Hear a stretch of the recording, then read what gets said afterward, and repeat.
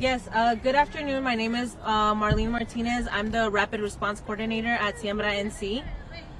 We can confirm that there were 3 ICE detentions in the Durham community today. We will not be talking about the families. The families have asked the community to respect their privacy. However, we will be sharing the story of how this neighborhood came together today to show up for their neighbors in solidarity while this was happening, and repeatedly asked ICE to show them judicial warrants. We will be hearing from Elisa Cullison and Emily Ingebretson, who again showed up in solidarity for their neighborhood. And then lastly, we will be hearing from our co-director, Nikki Marin Baena, who will be telling us how we can continue to show up in solidarity to protect our neighbors during this time. And so I'm gonna kick it off to Elisa. Hi everybody, I'm Elisa Cullison. I'm a resident of this neighborhood here in Durham. This morning I was walking my dog at 7:30 like I do every morning. I'm a morning person. And us morning people, we recognize each other. So we're familiar with one another who's out and about in the mornings. We know each other's dogs. We know the cars in the neighborhood. And this morning I saw something that was rather unsettling. There was a car driving around, lingering around certain houses, stopping, turning around, making another loop. And I'd never seen this car before. There were also several pickup trucks doing the same thing, lingering, turning around, stopping in front of houses that I know those not where that car belongs. When I got back to my house, started my work day, I noticed that one of those cars was stopped in front of my house, which made me nervous. We know, like I said, we know who's in our neighborhood. We all look out for each other. We're very close-knit here. So this was not right with me. Something wasn't right. So I reached out to other neighbors, Emily, and asked her if she recognized this car, and she did not. So Emily, pick it up from here. Hi everybody, my name is Emily Ingebretson. So yeah, today I got the call from my neighbor Elisa and came back to the neighborhood to see what was going on. And as I approached down the street, I happened to see several cars pulled over and some gentlemen in the process of being arrested. The strange thing to me is that all of the officers were in tactical gear with police vests on, and they had their faces covered. You could hardly see anything but their eyes and their eyebrows. So I went home and I parked, and I decided to come over and ask them what they were doing in our neighborhood because we were concerned. They didn't really give me an answer. They said that they were performing law investigation, legal investigation, and so I just kept trying to get information, but I did notice that one of the officers had a U.S. Customs and Border Protection badge, although he wouldn't identify himself. And so at that point I realized it was an ICE raid. I went back to my home, I stood outside to keep an eye on them, and they very quickly got in their cars and drove away with some of the gentlemen detained. They parked in front of my sister's house, so I went down to see what they were doing, and again I asked them what their purpose was in our neighborhood. I straightforwardly asked them, are you conducting an ICE raid? At that point they slammed doors so that I couldn't see what was going on. And then one of them approached me and I asked him, why are you wearing a mask? Can't see your face, why aren't you identifying yourself? And he said, if you were doing something in your community, you might want to cover your face too. To which I said, there's nothing that I would do in my community where I've ever had my identity. And he made it seem as if it was something to keep them safe, despite the fact that they were covered in tactical gear with guns, tasers, and cuffs. We then saw several men coming out in cuffs. Some of them were actually in chains, which was really upsetting to see. And we just proceeded to document the entire thing and just try to bear witness.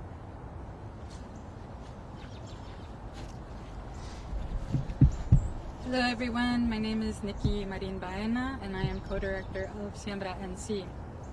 While we do not know why these people were taken from their home, what we know is that we've been seeing across the country more detentions of random bystanders. And so we've heard, for example, in Memphis, Tennessee, of all of the workers from a taco truck being taken. We know that the goal of this, as Tom Homan and as Stephen Miller have both said, is to inspire people to self-deport by creating an environment of panic and chaos. We also know that what is really important is what people like these neighbors did to step up and try to protect their community and try to minimize the panic, chaos, and rumors that exist. We also don't know if, in this particular instance, if the agents in question had a judicial warrant. One of the things that we know is that Tom Homan in the news has been saying that organizations like Siembra and others that provide know your rights information to immigrants are impeding arrests. And that we've heard Tom Homan use phrases like that we tell people not to speak or not to open the door. And rarely do we hear them finish that sentence. We say not to speak to someone who does not have a judicial warrant with your name on it. Do not open the door to someone who does not have a judicial warrant with your name on it. We know that the administration has said that their priority is to deport criminals. However, if these people truly were criminals, judicial warrants signed by a judge would not be difficult to get. So we think that it's really important for more people in the community to do what these neighbors did, to step up and to make sure that people's constitutional rights are actually respected. And so we are inviting people to come to more ICE Watch trainings. We have one scheduled for February 22nd here in Durham, and another one scheduled for February 27th in Greensboro. And we invite more people to come along and help us all protect our neighbors together. Thank you.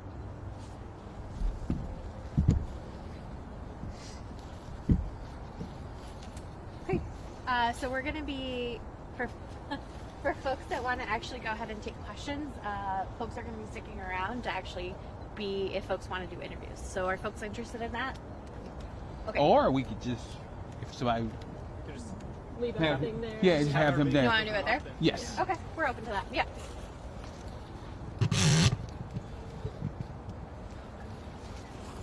Okay.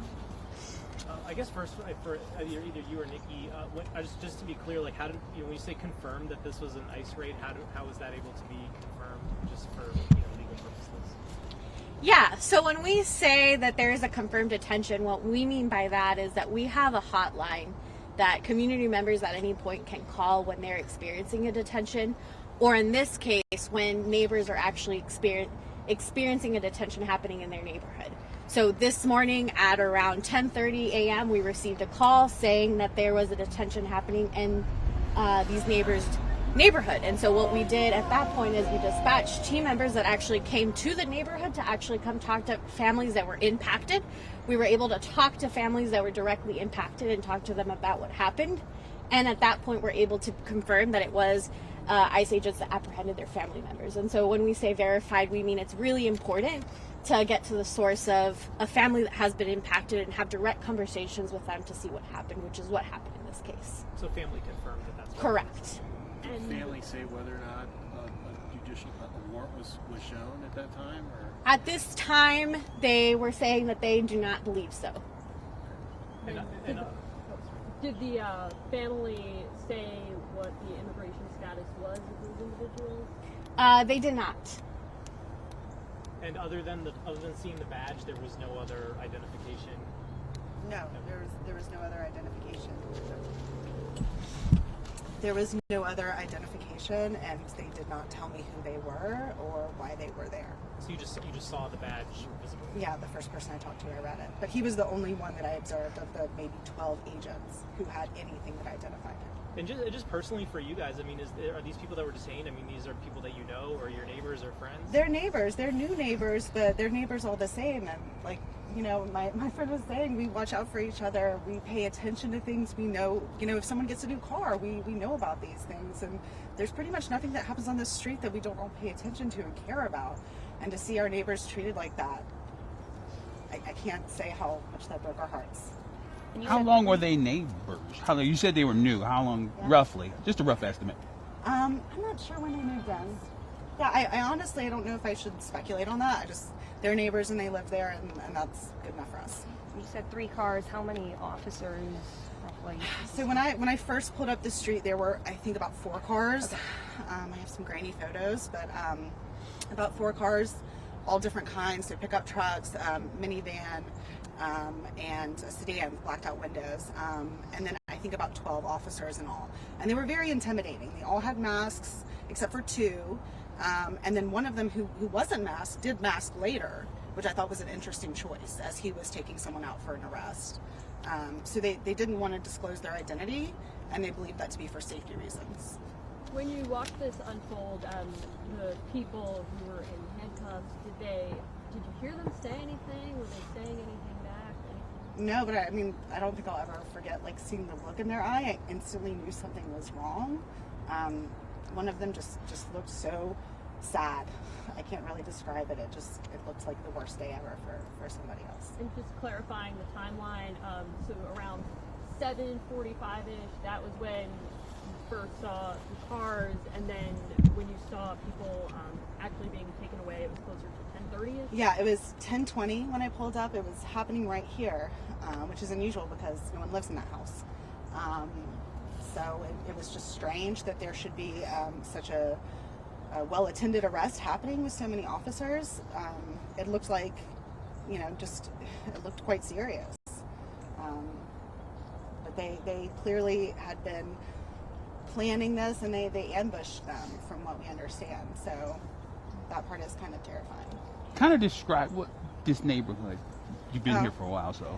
Northgate Park. So I have only been here 3 years, but my sister has been here over 20. It's actually why I moved here. Her best friend lives across the street from me. Some of my best friends live on this street. We all know each other. We used to actually have a weekly ladies' night where we all gathered and drink wine and made snacks, and it's really nice. We're super close knit.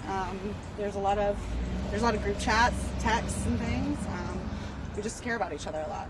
It's some of the most lovely people in the world. So no suspicious activity before this happened. It's just no, okay. None from any of our neighbors. Okay. Yeah. How have you guys been supporting the family that's remaining here, the ones that were not taken? We are giving them their space right now, but they know us, they have our phone numbers, and they know that we support them and are on their side. So we're there for them, and they know that. Do you know if the family has heard from them at all today, or does the family know where they were taken to? I can't speak to that. I can't really speak to the inner workings or the inner discussions of the family. I'm sorry about that. Was that ever brought up when you guys witnessed it happen? Like, hey, where are you taking them? Or kind of did you guys try to ask that at all? Yes, none of the officers gave any answers. I repeatedly asked, do you have a signed warrant? And everybody ignored me. Nobody gave any indication of giving any information at all. And can we expand on where this falls into other detentions like this in North Carolina? You said that this is really the first time that you're hearing something like this happening. Can you elaborate on that?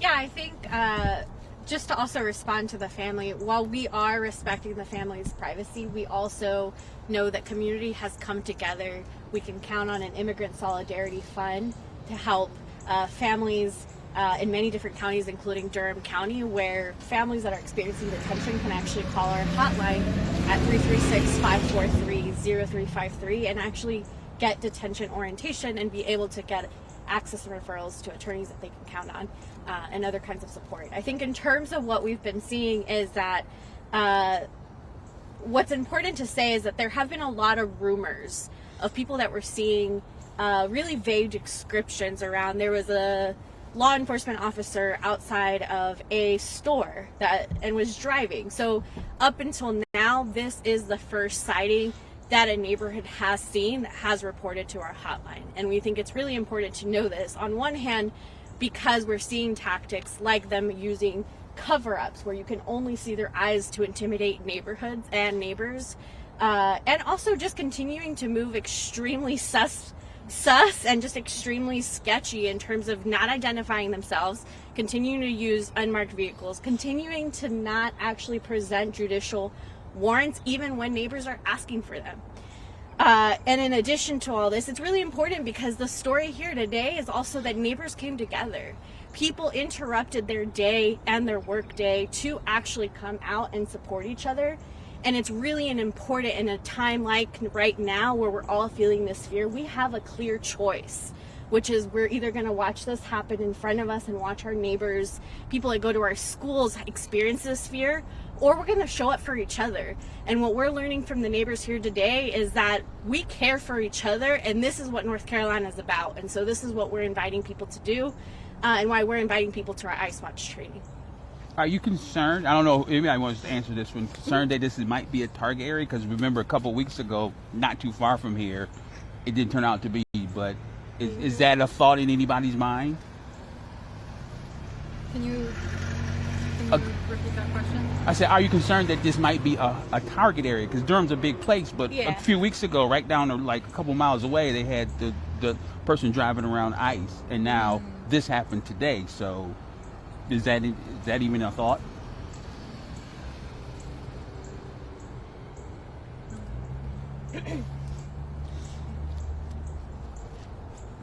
We know that in the past, ICE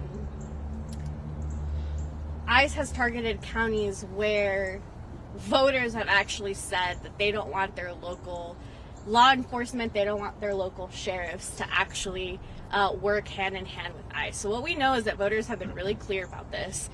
Neighbors and voters are very clear as to where they stand and how they're supporting their neighbors, and we haven't seen any of these kinds of mass detentions actually start to happen, so we cannot speculate at this point that we're going to continue seeing this.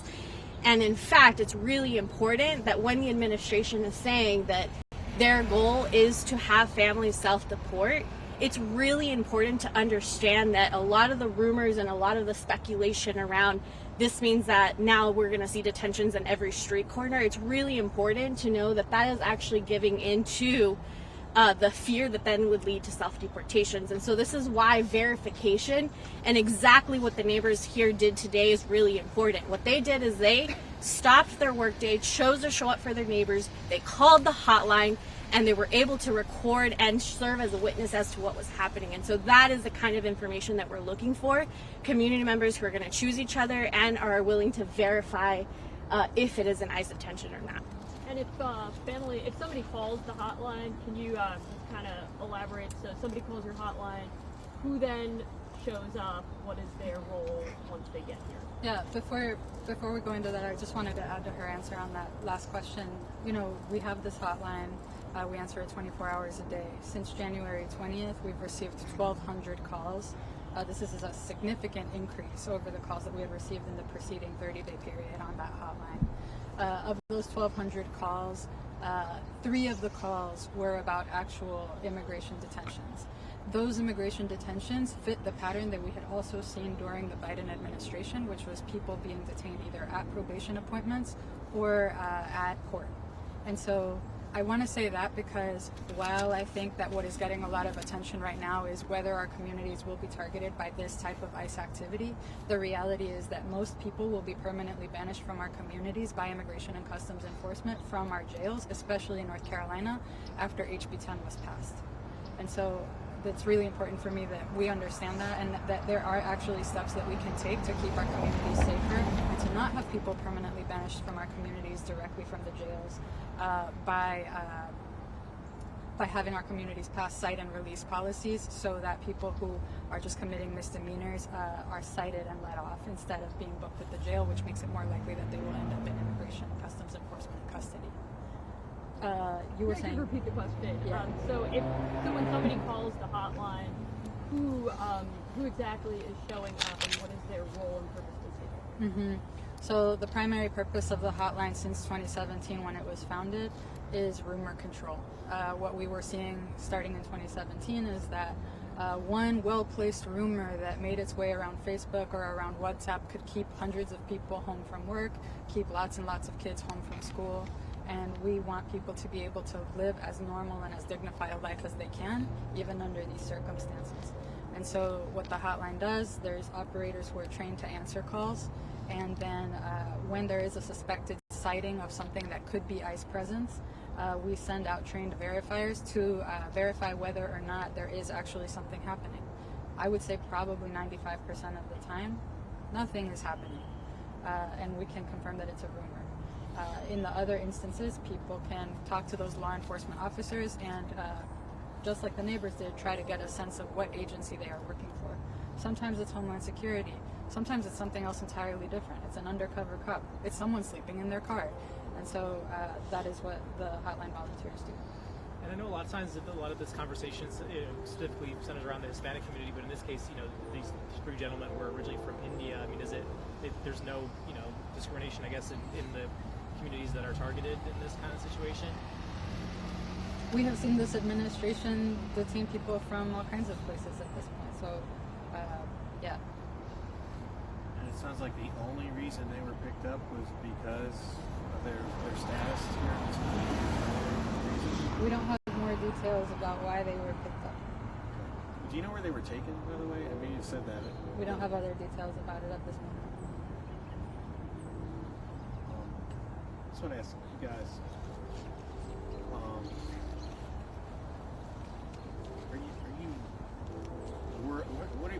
what are your thoughts about from what you saw today about what might be happening in the future, and what are your feelings about that?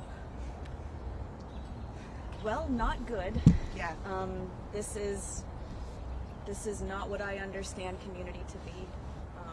I'm so thankful for Emily, who knows the resources and was able to get us in touch with the providers here. My spouse and I chose to live here in Durham, in this neighborhood, because of the people, because it was a diverse neighborhood, because there were people from all walks of life here, because everybody is kind and caring. I'm glad that I could extend some of that today. It really hurts to no end that I couldn't do more, because that is not how I understand communities should be. When you spoke to the family, what was that like as you were trying to get their information? And I mean, I'm sure that must have been tough to have to talk to them, given what just happened to their loved ones. Yes, well, everybody was shaken up. We were all shaken up. We couldn't believe what we had just seen. We couldn't believe what we had just witnessed. So we tried to be a support. We tried to offer, if they were open to like a hand on the shoulder. I mean, something as small as that was all we could give at the time. I can't put myself in their shoes really, but I know it was very scary. Yeah, I think it's just insane to watch your neighbors get plucked out of thin air during the middle of the day. That's not normal. I've worked in nonprofits and I've never seen anything like that before. I'm grateful that I know my rights, but at the same time, it felt like today that wasn't enough. I want to do more, but I don't understand the tactics that they're using. I know they are trying to intimidate people, but I don't think that they're counting on us banding together and fighting back. We're not going to be intimidated by this, even though it was scary. Even for us, for a moment, it was definitely scary. But we're just going to keep fighting back and taking care of each other. Are there names of the people? Are there ages available?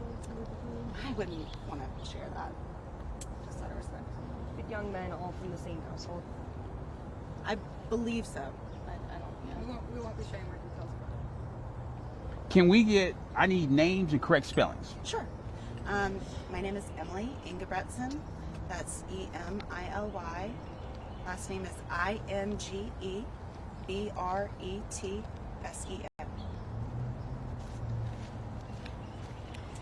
I'm Alisa Cullison, A-L-I-S-A C-U-L-L-I-S-O-N. I want to say one more thing before I spell my name. Is that okay? We've been talking about how they had their faces covered, these agents, and I think that that is one of the things that has been consistent with the ICE detentions that we've been seeing from other parts of the country. It's also unusual for other law enforcement agencies to do that, and so we know that the Durham police does not cover their faces when they are serving a warrant or executing on a search warrant. We know that the Raleigh police doesn't do that, and so that's just one of the things that we're pointing out, that when people have a warrant and are keeping when they're working on public safety, they do not feel the need to cover their face, and so it is a question that we have: why do these people feel like they have to cover their faces? And my name is Nikki Marin Baena, so that's Nikki, and then Marin, and then Baena.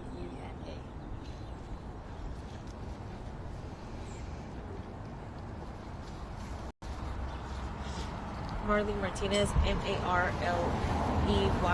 Martinez, M-A-R-T-I-N-E-Z. Kelly Morales, Kelly K-E-L-L-Y, Morales M-O-R-A-L-E-S. Just to be clear, it sounds like this all made you guys feel less safe in your neighborhood. Is that right? I feel the most safe in my neighborhood because I trust my neighbors and I love all of them, and I know that they would speak up for me and do the same for me. I feel less safe knowing that there are ICE people around doing that. They made me feel less safe. I would agree 100%. Those officers definitely made me feel unsafe. I feel very safe in my community. I know that everyone here has my back and looks out for me, but it does scare me. It felt like those officers were acting outside of the bounds of law and that they were using intimidation tactics for anyone who questioned them, which doesn't seem right or legal. If these guys can somehow watch the news from where they are, what would you want to say to your neighbors that were taken?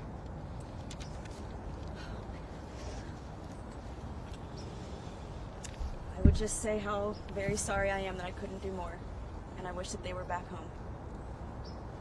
I couldn't add more than that.